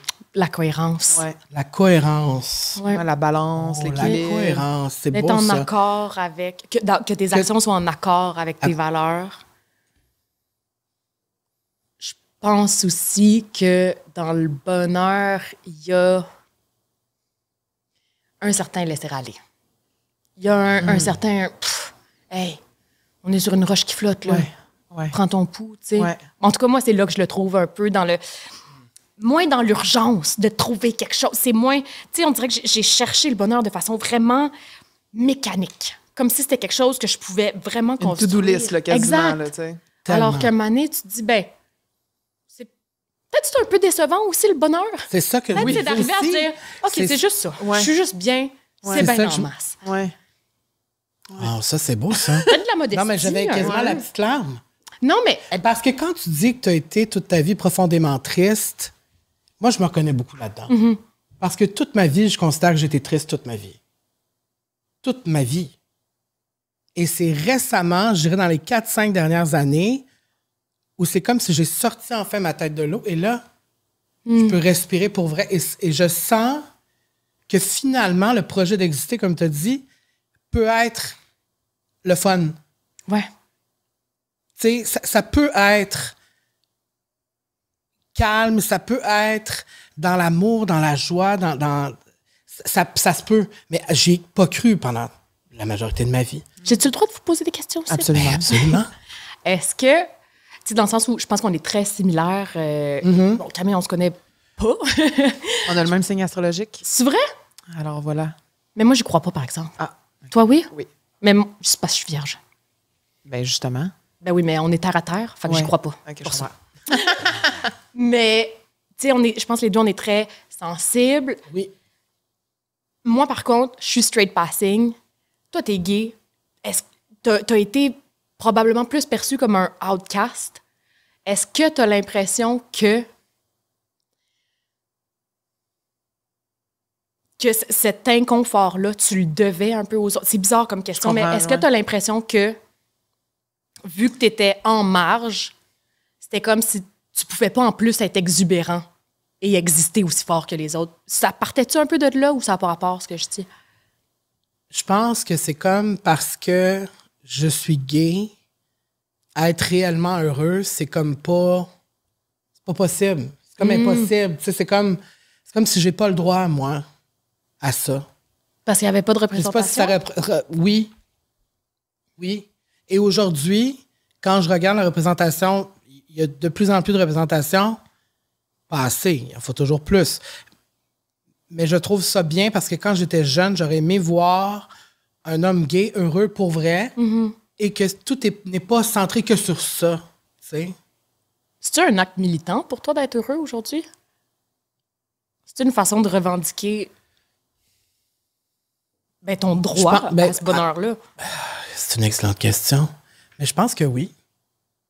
Et je pense que c'est pour ça que j'ai aussi de la difficulté à l'accueillir. Parce que c'est comme si ça... C'est comme si... Tu sais, c'est une grosse question, ça. Mais oui, je pense que oui, définitivement. Je pense que c'est pour ça que j'ai de la difficulté à l'accueillir, le bonheur pour vrai, parce que je me dis... À chaque fois que j'y pense, et j'ai souvent des réflexions là-dessus, tu le sais, dernièrement, je me dis... là, je me sens quand même heureux. Ouais. Mais là, il ne faut pas trop que je le dise parce que ça va partir. Je vais retomber dans cette tristesse ou dans cette... Il va arriver quelque chose, puis là, ça va... Mais en réalité, ça se peut que le bonheur soit là pour vrai, que ça plane autour de moi et que ça reste et que ce soit ça et que c'est possible, tu sais. Je pense que aussi, c'est quand tu enlèves cette résistance de ce que les gens pensent de toi. Parce que ce que les gens... Ça, c'est Jay Shetty qui dit ça. You're not what you think you are. You are who you think I am, genre. En tout cas, c'est... Ouais, beaucoup de projections. Oui, c'est que dans le fond, la personne que je suis, c'est le reflet de ce que je pense que tu penses de moi. Ouais. Puis quand tu te libères de ça, tu sais, comme tu disais justement, moi, tout le monde disait que j'étais, mettons, Carl, tout le monde pense que je suis exubérant, que je suis out of this world. Ben, il pensait qu'il était ça. Mais en fait, quand tu enlèves cette résistance-là de ce que les gens pensent de toi, c'est là que je pense que réellement, l'introspection se fait pour de vrai. Puis t'assumes pleinement la personne que t'es puis l'humain que t'es. Avec toutes tes imperfections, moi, je pense que c'est de cette façon-là que le bonheur, tranquillement, se reflète, t'sais. D'arrêter de vouloir être ce que les gens pensent que je suis. Parce que moi, j'ai tout le temps été une fille qui était là pour les autres, people pleaser, qui se fâche jamais, qui est tout le temps comme « OK, ben si tu penses ça, je m'excuse, je voulais pas te blesser, nanana, tu sais. » Puis plus je vieillis, plus j'essaie d'assumer pleinement mes valeurs, même si des fois sont différentes, ou même, tu sais. Puis de dire aussi aux gens « Mind your own fucking business », tu sais. Je pense que ça aussi, ça l'amène une paix, un calme, quand tu te détaches réellement de ce que les autres pensent de toi. C'est là, tu sais, on revient à la cohérence dont tu parlais, tu sais. Oui, puis dernièrement, j'ai écouté une entrevue avec RuPaul, puis RuPaul, c'est ce qu'il dit, c'est... les gens comprennent pas que c'est une partie de moi, la drague, mais c'est pas moi au complet. Quand je suis chez nous, c'est pas ça. Moi, je pense que trop longtemps... Je me disais, moi, je suis uniquement ce que les gens voient de moi. Mais c'est pas ça. C'est comme le bœuf du McDo. Je reviens tout le temps à cette analogie-là. C'est vrai, j'ai vu. C'est vrai, explique. Je trouve ça intéressant, ça. La boulette de bœuf, faite de bœuf à 100%. Ça veut pas dire que 100% de la boulette, c'est du bœuf. Ça veut dire que la portion de bœuf qu'il y a dans la boulette, c'est à 100%. Ce qu'on choisit de montrer, c'est 100% d'une fraction de qui on est. Ça peut pas être tout ce qu'on est. Est-ce que vous pensez qu'en faisant un métier d'image, un métier public, on peut réellement arriver à se détacher de ça? De ce que les autres pensent de nous? Je parle pour moi, mais c'est difficile. Ben, de cette partie-là, non, tu sais. Mais mettons, les gens, ce qu'ils voient de nous, ce qu'ils connaissent de nous, c'est peut-être 10-15% de la réelle personne que je suis dans mon day-to-day. Tu sais, le monde n'a aucune idée je fais quoi le matin. Là, est-ce que ça t'embête, ça? Que les gens aient une conception de quitter qui n'est pas nécessairement quitter, ou tu arrives à te dire... Ben, c'est que j'ai l'impression que le monde a une perception de moi, de ce que moi j'ai envie de montrer aussi, tu sais. Oui. Fait qu'à ce moment-là, pour moi, ça va. Mais je pense à des gens qui sortent d'une télé-réalité ou que, tu sais, ils ont rapidement, il y a plein de gens qui les suivent, puis que là, ils suivent leur vie, puis qu'ils ont vraiment une image préétablie, puis une idée préétablie. Ça peut être différent, mais dans mon cas, je choisis de montrer ce que j'ai envie de montrer, puis j'ai l'impression que c'est quand même assez cohérent, ce que les gens pensent de moi, puis ce que je suis vraiment. Mais c'est quand même une infime partie de la personne que je suis. T'sais. Est-ce que tu as l'impression que tu as choisi ce que tu veux montrer ou que ça t'a été imposé à cause de ta mère et que tu as été dans ce milieu-là, tu es arrivé, puis les gens savaient déjà des choses un peu sur toi? Et peut-être que je me trompe, là, peut-être que c'est pas ce que tu ressens, mais...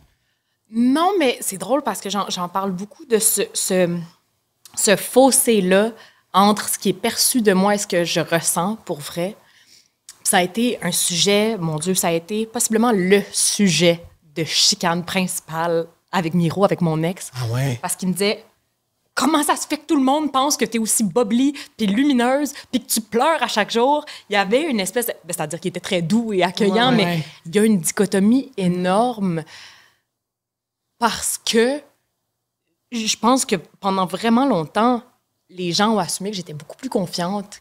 Puis je dégage de la confiance, tu sais, c'est pas un mensonge, je suis confiante, mais j'ai aussi ce trouble d'estime, cette immense fragilité. Puis ça, comment tu mets ça de l'avant? Tu vas pas aller brailler dans chaque podcast pour que le monde sache que t'es triste. C'est pas ça. Mais non, mais c'est vrai. Mais c'est comme toi aussi un peu, tu sais. Mais c'est ça, je pense que du moment que t'es une fille opinionnée, que tu présentes un peu cette image-là, c'est dur après ça de se rétracter puis de dire oui, mais attendez, j'ai peur aussi. Ouais. Puis c'est très correct, tu sais, tout ça existe. J'ai eu l'impression que je m'étais un peu peinturée dans le coin moi-même. En mode, je pognais avec cette image de. T'as l'impression que c'est pas que le créer toi-même puis que c'est. Ben, c'est ça que j'ai nourri pendant un bout. Puis un moment donné, je me disais, mais comment je sors de ces attentes-là? Puis la vérité, c'est que les gens n'ont pas d'attente. Ouais. Tu sais, dans le sens où Miley Cyrus a changé d'image. Ouais. Ceux qui avaient envie de la suivre l'ont suivie. Ceux à qui ça correspondait pas l'ont pas suivie. Puis c'est tout. Un moment donné, tu peux pas quémander de l'amour, là. Tu vas attirer naturellement des gens qui vibent à la même fréquence que toi. Je pense que c'est tout. Puis je pense qu'on en revient à être unapologetic. Ouais. C'est là que ça prend toute sa pertinence parce que quand t'es pas en train de montrer ce que tu penses que les autres attendent de toi, t'es en train d'ultimement attirer autour de toi des gens qui te ressemblent pour vrai et de qui tu veux t'entourer. Et tu te rapproches de plus en plus de la cohérence. Je pense. Est-ce que c'était une pression aussi que le fait, justement, connaissait tellement ta mère, puis que ta mère est une femme qu'on peut connaître étant bobli à cause de ses rôles et à cause de sa personnalité? J'imagine qu'en étant sa fille, il y avait aussi cette petite pression-là de comme marcher un peu dans ses pas et en même temps vouloir faire ta propre direction. C'est comment tu navigues là-dedans entre je veux pas tout le temps me faire associer à elle, mais en même temps, c'est la réalité aussi, là, le monde. C'est pas gênant d'être associé. Non, c'est ça. J'ai déjà dit je pourrais être la fille de Salvaille, là. Ce serait bien plus embarrassant, dans le sens où c'est quand même une personne qui est appréciée et tout. Ma mère, tout le monde est très différente quand même. Moi, je suis cynique, qui est un peu plus pince sans rire. Je suis comme le pendant taciturne de ma mère. T'sais, on est comme le gens qui rient, gens qui pleurent, là. On est un peu dans ce spectre-là. Ça doit la confronter, puis ça te confronte aussi. Oui. Complètement. Des deux côtés. Complètement. Puis, tu sais, ça me dérange pas d'être associée à elle. Ça a commencé à me déranger quand j'ai commencé à faire ma carrière, qu'elle parle de moi. Tu sais, quand j'avais pas ma carrière, qu'elle parlait de moi, ça me dérangeait pas. Mais là, j'étais comme, attends une minute, là.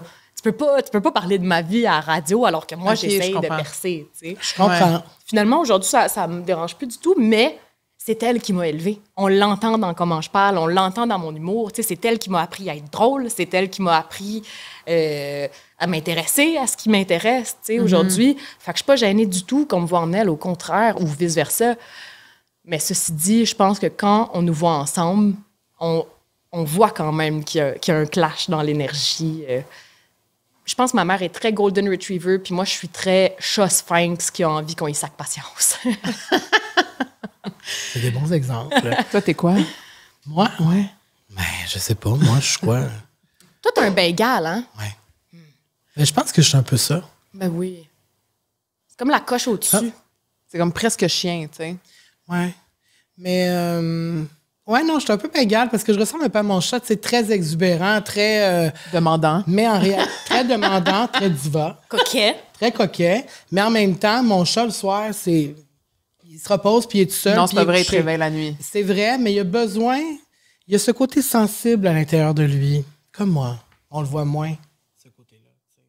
Tu penses? Ben,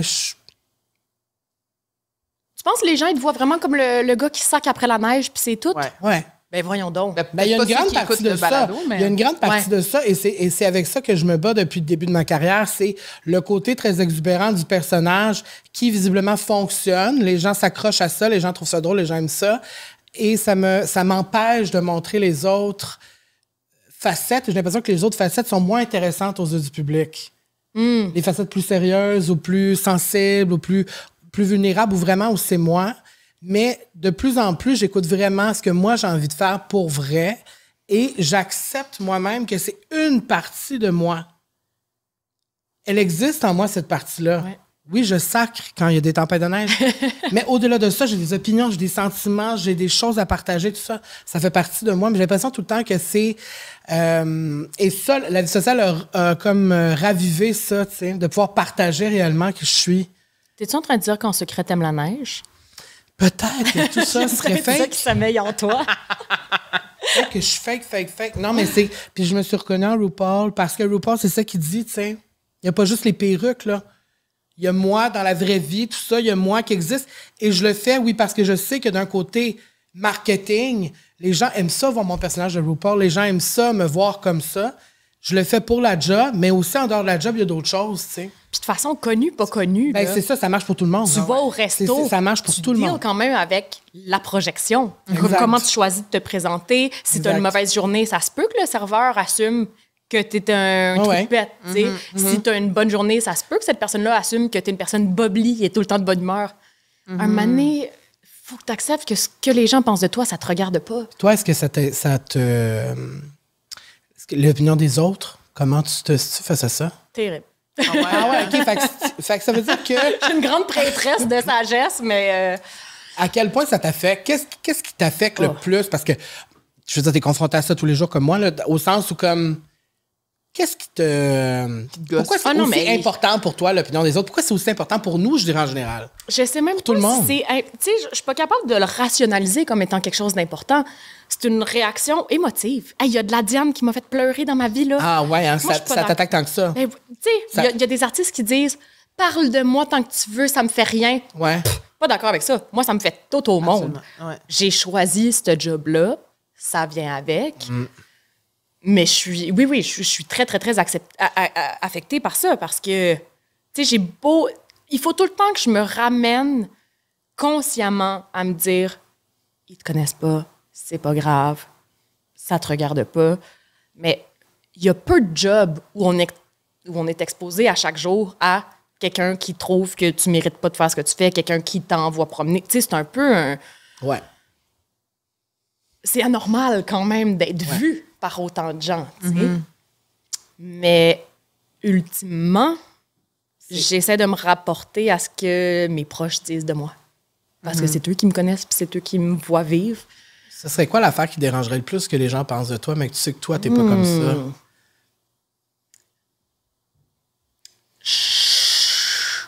C'est drôle parce que j'allais dire, j'ai pas envie que les gens pensent que je suis prétentieuse ou hautaine. On m'a longtemps dit, souris plus, t'es une fille, sois plus avenante. Mais en même temps, là, je suis un peu en train de me dire, si on pense que je suis prétentieuse parce que je suis confiante, so be it, là, à un moment donné, je vais pas m'excuser d'exister parce que ça convient mieux que je prenne moins de place, tu sais. Mais ouais, je pense qu'il y a eu beaucoup il faut absolument que les gens sachent que je suis fine. Il faut qu'on sache que je suis smart. Il faut qu'on sache que je suis douce. Alors que je sais pas exactement à qui je dois ça. T'as-tu cette impression-là, Camille, en tant que fille? Tout le temps. Oui, hein? Ouais. Ben oui. Moi, récemment, j'ai demandé à une amie... tu sais, c'est quoi l'opinion que les gens alentour de toi ont de moi? Puis c'est rare que je demande ça parce que je déteste être confrontée à ça. Puis elle m'a dit, ben moi, j'ai des amis qui pensent que t'es bitch. Par où? Ben, je sais pas, mais c'était la deuxième personne qui me disait ça. Il y a une fille aussi, Tania, quand elle m'a rencontrée à l'école, on devait toutes se présenter. Puis, tu sais, je suis arrivée avec une grande confiance aussi. Puis, hey, moi, c'est Camille, je fais ci, je fais ça, je fais ça. Elle dit, je trouvais tellement que t'avais l'air bitch. Puis ça m'a fascinée parce que je sais qu'au fond de moi, je le suis tellement pas. C'est comme l'opposé de ça. Je suis l'opposé, mais effectivement, je pense que le fait que j'ai confiance en moi, quand j'arrive à un endroit, je me tiens, je suis respectueuse envers les gens. Puis j'ai pas le sourire, je suis fine, mais j'ai pas le sourire bubbly comme quelqu'un qui arrive puis qui est super un rayon de soleil. Tu sais, je pensais que oui. J'ai toujours dit, mais je suis fine avec tout le monde, mais je réalise que j'ai pas le sourire aussi facile que je pensais. Puis j'ai l'impression que peut-être ça peut jouer des fois dans la perception des gens, de penser que je suis bitch ou whatever. Parce que tout ramène au monologue de Barbie. Qu'une femme peut rien faire. Qu'elle peut jamais être correcte. C'est vrai. Parce que, bon, je suis pas une femme, mais moi, je me reconnais beaucoup là-dedans. Quand j'ai vu Barbie, par exemple, le monologue, je me suis reconnue tellement là-dedans, même si je suis un homme. Je suis un homme gay. Toute ma vie, tout ce qu'elle récite dans ce monologue-là, je le ressens aussi. Alors, je pense que c'est ce qui fait que mon lien avec les femmes est très profond. Est-ce que ça te gosse que les gens disent que t'es rendu où t'es grâce à ta mère? Tu sais, genre, on parlait beaucoup de Nepo Baby là, dernièrement et tout ça. Est-ce que ça t'a fait chier? Est-ce que vous pensez ça, vous? Non. Que toi, tu fais ça? Ben non, mais pour vrai, je sais pas quelque chose que je prendrais mal, je suis curieuse, pour vrai. Moi, j'ai jamais pensé ça parce que pour avoir travaillé avec toi, bon, c'est pas un show de lichage ici, mais j'ai le droit quand même. Mais pour avoir travaillé avec toi, j'ai été impressionnée par ta volonté, par ton professionnalisme et ton éthique de travail. Je veux dire, j'ai côtoyé beaucoup de gens depuis 15 ans dans ce milieu-là et je peux te dire qu'il y a une très courte liste de gens vraiment comme toi. Ben, je pense que c'est pour ça qu'on aime travailler ensemble, parce que je pense qu'on a le même degré de préparation. Ben, c'est ça. Mais parce c'est pas insultant d'arriver à côté de l'autre puis tu te dis, voyons, moi j'ai fait du zèle puis l'autre n'a rien fait. Exactement. Exactement. Puis, mais je trouve ça intéressant de parler de ça, Nepo Baby, parce que justement, j'ai vu plein d'entrevues de Dakota Johnson, qui est ma passion, qui parle de ça et elle est unbothered par ça. C'est la fille de quelqu'un de connu? Oui, de Mélanie Griffith et de... Je savais même pas. Ouais. Et souvent, bon, elle s'est fait dire ça toute sa vie. Puis à un moment donné, juste comme, tu sais, comme, foutez-moi patience. C'est pas à cause de ses parents, c'est parce qu'elle est cute. C'est ça que je devrais commencer à répondre. Ouais. C'est pas à cause de ma mère, c'est parce que je suis très belle. Mais j'ai l'impression aussi que le fait, mettons, que ta mère est là-dedans, c'est sûr qu'il y a peut-être des opportunités qui peuvent arriver et tout ça, mais je pense pas que le succès est dû à cause de ta mère. C'est parce que tu as le travail, tu as le talent, tu as la volonté, tu as l'éthique et tout ça. Mais je me demande si tu t'es déjà fait reprocher ça ou si c'est un combat que mais tu m'as déjà parlé du sentiment de l'imposteur. Ta face en ce moment, c'est comme... Non, mais d'avoir le sentiment de l'imposteur ou de dire... Mais c'est une réalité que non, moi, mais je suis parce curieuse que c'est d'entendre. vrai.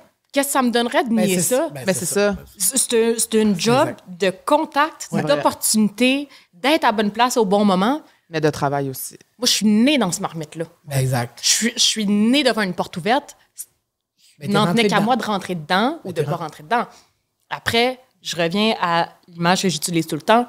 Quelqu'un qui veut devenir cardiologue, qui a un parent qui est cardiologue, ça va peut-être l'aider pour faire son stage en médecine. S'il n'est pas capable d'opérer, on ne le laissera pas faire sa job. C'est la même affaire. C'est-à-dire que oui, j'ai eu une porte d'entrée, mais ma mère n'est pas là quand je passe une audition. Ma mère n'est pas là quand je fais un screen test pour animer. Ma mère n'est pas là quand je vais dans des podcasts, dans des entrevues. Fait que c'est un peu un... Oui, effectivement, j'ai eu un coup de... C'est-à-dire, c'est sûr, j'ai eu un coup de main. J'ai été découverte en allant faire un roast à ma mère à la radio. Y aurais-tu appelé cette petite fille de Longueuil qu'on ne connaît ni d'Ève ni d'Adam pour faire un roast à Mélanie? J'en doute. Fait que dans le fond, c'est fou parce que dans toutes les autres sphères, on va glorifier comme les entreprises familiales. Ouais. Le fait que genre c'est de père en fille. Je suis à la ferme, moi je suis la 6e génération. T'sais, on écoute L'amour est dans le prix. Ouais, je suis la 6e génération qui fait de la ferme. Ça, on va glorifier ça puis on va faire « Oh mon Dieu, c'est tellement nice ». Mais dans le milieu artistique, le monde sont jaloux parce que c'est peut-être plus difficile de se rendre là ou peut-être parce qu'il y a une opinion associée à ça, mais j'ai l'impression que on n'a pas le même discours juste à cause de ça. Oui, je pense aussi. Mais on dirait que ça me dérange pas tant que ça que les gens croient ça parce que moi, je sais que le métier que je fais, c'est un métier où on doit constamment être rechoisi. Absolument. Tu finis une saison, il faut que le diffuseur accepte de renouveler la saison. Tu veux un rôle, il faut que tu sois choisi. La série est finie, tu passes une autre audition pour avoir un autre rôle. Il n'y a jamais rien qui vient tout seul, il n'y a jamais rien qui t'est donné. T'as beau dire, OK, j'ai fait un film, là, on va me donner un autre film. Ben non, il va falloir que tu passes encore 20 autres auditions avant d'en décrocher un autre. C'est un métier où on doit constamment se refaire choisir. Fait que je me dis, ça fait quand même 10 ans que j'essaie d'être choisie à gauche, à droite, sans maman dans le portrait. Puis ça arrive de plus en plus que les gens écrivent à ma mère en mode « Ah, t'es la mère de Rosalie? Je savais pas. » c'est cool, ça. Fait que moi, je suis comme « Chacun son tour, bitch! » Mais le fait que vous n'avez pas le même nom de famille aussi, je pense que ça aide à dissocier ça aussi, là. Puis la vérité, c'est que j'adore ma mère. Ben oui, on a du fun oui, ensemble, on rit 100%. ensemble. Encore à ce jour, j'attends l'opportunité de travailler avec elle. Je pense que ce serait... Ça va arriver à un moment donné, tu penses? Je pense que oui. Ouais. Je pense que oui, puis les gens s'intéressent à ça. Tu sais, les gens sont très voyeurs aussi. Les gens s'intéressent aux dynamiques familiales. Je pense qu'on a un lien qui est particulier. Fait que ce serait pas bête de capitaliser là-dessus. Ben, pas de capitaliser, mais de faire du pouce, là, un peu sur Ça va être une bonne expérience pour vous deux aussi. Tu sais. Oui, ça va peut-être finir en thérapie, mais on verra. Pour le mieux. Pas. Le temps passe vite parce que nous sommes en bonne compagnie. Ou parce que je me ferme pas la gueule. Non, au contraire. Et je voulais te parler d'une chose qui, premièrement, je voulais dire que je suis très fière de toi. Oh. Tu vas jouer la femme du pilote Gilles Villeneuve au cinéma dans un biopic. N'est-ce pas? Comment incroyable? Un biopic, c'est pas correct? Je sais pas, je n'ai jamais entendu Un biopic? Un biopic. Ça, c'est une biographie? Oui, OK. Exactement. Et j'ai vu justement que le processus d'audition a été très long. On t'a pas donné le rôle de mère? Non, j'ai passé 3 auditions. Mais c'est ça. Et Mais tu vois, on en revient au syndrome d'imposteur. J'ai-tu le rôle parce que j'étais bonne ou parce que je ressemble à madame? C'est tout le temps, il y a tout le temps des raisons pour s'invalider dans ce milieu. parce que c'est vrai que tu lui ressembles beaucoup. J'ai vu des photos, ça n'a pas de maudit bon sens. Quelque chose de terrible. C'est genre la même affaire. Là. Mes propres amis, j'ai publié une photo de Joanne Villeneuve à mon âge, puis mes propres amis me disaient « Ah, vous avez déjà commencé à tourner? » Tu sais, en pensant que c'était moi. C'est incroyable. Et les tournages ne sont pas commencés encore? On a commencé, ça, Vous avez commencé? C'est terrible. On a commencé à faire les scènes d'hiver. Okay. On commençait par tourner les scènes de snowmobile. Mais il n'y a pas de snow pour faire des scènes de snowmobile. C'est vrai. Fait qu'on était à Valcourt, sur le circuit. Un jour, c'était la tempête. Un jour, c'était la Bouette. Genre, le petit cochon graissé de Saint-Tite. Là, genre, Bouette de chez Bouette. Pas facile pour toute l'équipe, ça. C'est un cauchemar. Fait que là, on est sur pause. Puis on va reprendre les scènes d'été. Comment tu te sens dans ce rôle-là? C'est un grand rôle pour toi, j'ai l'impression. Là, ça va changer ta vie, ça, là. Je sais pas. Ben moi, je pense que oui. Moi, je le filme, moi. C'est ton premier rôle dans un film? Non, j'ai fait d'autres films. J'ai fait Inès de René Beaulieu, qui est un film d'auteur, donc qui a été moins vu. J'ai fait Anakiri Superstar de Francis Bordelot, qui n'est pas encore paru, qui va sortir incessamment, mais c'est vraiment mon premier film de cette envergure-là, avec un si grand budget, qui est autant attendu. Oui, ben oui, aussi. Puis ça a été avec Rémi, qui fait Gilles. On s'en parlait beaucoup de cette pression-là. Puis on a commencé à donner des entrevues avant même d'avoir commencé à tourner. C'est vrai, ouais.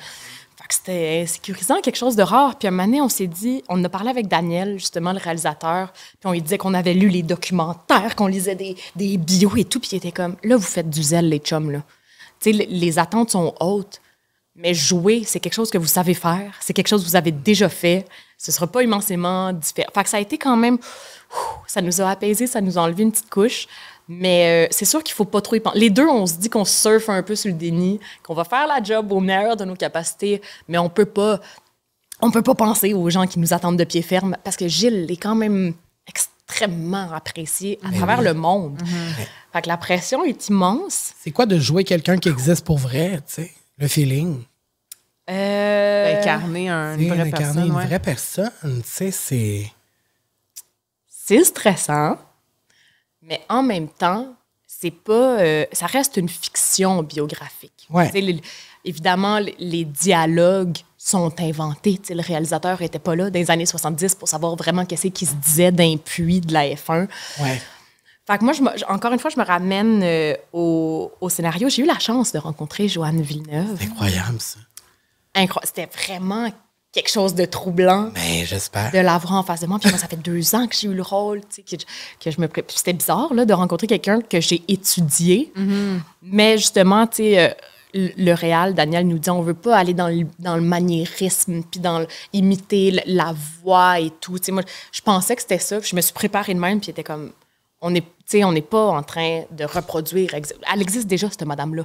Ouais, j'ai pas besoin d'être elle, mais c'est une chance immense d'avoir pu la rencontrer puis de lui poser toutes mes questions pour m'aiguiller un peu dans ma préparation. En tout cas, moi, je dis ça, je dis rien, mais aux États-Unis, les actrices qui jouent dans des biopics gagnent des Oscars. J'ai pas cette ambition. J'ai l'ambition de pas faire une crise cardiaque d'ici la fin du tournage. Non, mais au sens où vraiment, je pense que tu seras excellente. T'es trop fin. Une prévision. Merci, ça m'enlève beaucoup de pression. Pensez aux Oscars. Non, mais moi, j'y crois et je dis ça parce que, étant un grand fan de cinéma, tu le sais, les actrices qui incarnent des vraies personnes qui ont existé dans des biopics, je trouve ça, moi, ça me touche beaucoup. Alors, j'ai l'impression que ça va toucher beaucoup de gens, ce film-là. Ça rappelle des souvenirs à beaucoup de monde. Oui, ça l'a marqué. Absolument. Donc, je te souhaite bonne chance dans tout ça, même si je sais que tu n'as pas besoin de chance, tu es déjà excellente. C'est trop gentil, ça. Merci. Tu es tellement fine. Ouais, vous êtes tellement... Est-ce qu'on... Je t'aime. Moi aussi, je vous aime. On devrait continuer de se parler après le podcast. Absolument. Puis devenir amis. 100%. Puis merci d'être venu à la vie sociale. Je suis sûre que ça va être une discussion qui va peut-être guérir certaines personnes. Moi, j'ai l'impression que ça m'a fait réaliser des choses. Oui, porter des réflexions. Oui, j'aime ça, moi aussi. C'était le fun. Merci pour votre balado. Merci puis, pour ton temps. Ton veston, si tu le veux plus, moi le prendre après le tournage. Pour vrai? Moi, c'est mon rêve d'avoir une garde-robe collaborative avec mes amis. Oh, mon Dieu, mon rêve! Saviez-vous que sur Terre, présentement, là, je sais qu'on est en train de partir, là, mais je drop ce oui, bien, on va en parler. Dis-le, ton show. Là. Tout le monde s'habille à Télé-Québec avec Lolita Dandoy. À revoir sur Télé-Québec. Il y a encore des épisodes là, qui sont en train d'être diffusés. Oui, avec la belle Lolita Dandoy. J'ai dit Dandoy. Mais tu avais du montage ou pas? Non. Pas parfait. Lolita Dandoy. C'est tout antique. Mais je t'aime, international. J'ai appris de Lolita qu'il y avait présentement assez de vêtements sur la Terre pour habiller les 6 prochaines générations à venir. Mais ça n'a pas de bon sens. Fait que si tu veux m'emprunter mon veston, mon beau chum, je te le passe. C'est incroyable quand on y pense. C'est terrifiant. Fait que oui, piger dans les garde-robes de vos amis puis achetez moins de linge. Oh, on t'aime, Rosalie. Moi aussi, je vous aime. Merci. Wow. Et nous, on se retrouve la semaine prochaine, mon beau Carl. Belle Camille. Merci d'avoir été là. Merci d'avoir été à l'écoute. On vous aime. Bye.